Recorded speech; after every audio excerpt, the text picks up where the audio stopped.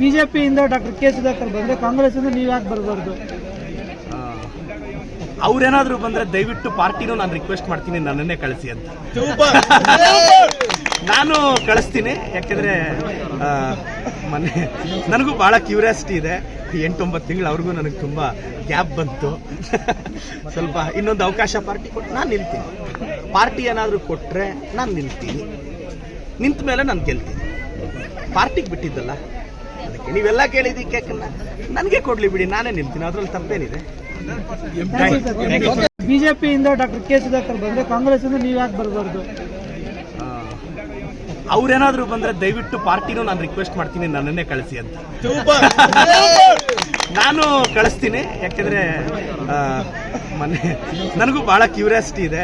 8-9 ತಿಂಗಳು ಅವ್ರಿಗೂ ನನಗೆ ತುಂಬಾ ಗ್ಯಾಪ್ ಬಂತು. ಸ್ವಲ್ಪ ಇನ್ನೊಂದು ಅವಕಾಶ ಪಾರ್ಟಿ ಕೊಟ್ಟು ನಾನು ನಿಲ್ತೀನಿ. ಪಾರ್ಟಿ ಏನಾದರೂ ಕೊಟ್ರೆ ನಾನು ನಿಲ್ತೀನಿ. ನಿಂತ ಮೇಲೆ ನಾನು ಗೆಲ್ತೀನಿ. ಪಾರ್ಟಿಗೆ ಬಿಟ್ಟಿದ್ದಲ್ಲ, ಅದಕ್ಕೆ ನೀವೆಲ್ಲ ಕೇಳಿದ್ದಕ್ಕೆ ನನಗೆ ಕೊಡ್ಲಿ ಬಿಡಿ, ನಾನೇ ನಿಲ್ತೀನಿ. ಅದ್ರಲ್ಲಿ ತಪ್ಪೇನಿದೆ?